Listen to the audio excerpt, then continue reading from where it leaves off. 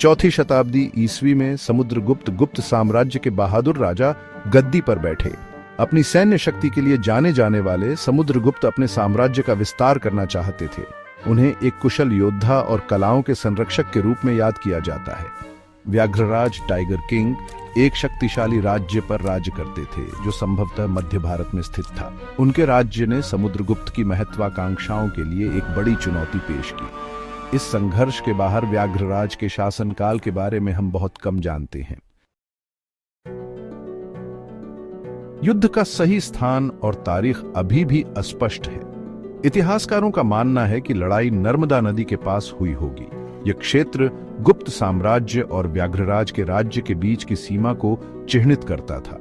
यह संघर्ष समुद्रगुप्त की अपने साम्राज्य का दक्षिण की ओर विस्तार करने की महत्वाकांक्षा से उत्पन्न हुआ था। व्याघ्रराज, जो खुद एक शक्तिशाली शासक थे, ने गुप्त आक्रमण का विरोध किया।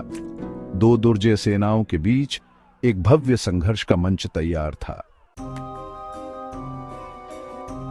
दोनों पक्षों द्वारा अपनाई गई युद्ध रणनीतियों का विवरण दुर्लभ है। हम जानते हैं कि समुद्रगुप्त अपनी सैन्य प्रतिभा के लिए जाने जाते थे।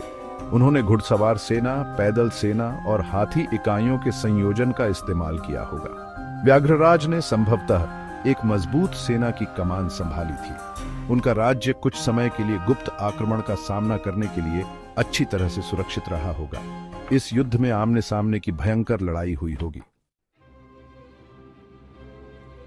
युद्ध के परिणाम ने एक महान विजेता के रूप में समुद्रगुप्त की प्रतिष्ठा को मजबूत किया। वह विजयी हुए, व्याघ्रराज को अपने अधीन कर लिया और उनके राज्य को अपने में मिला लिया।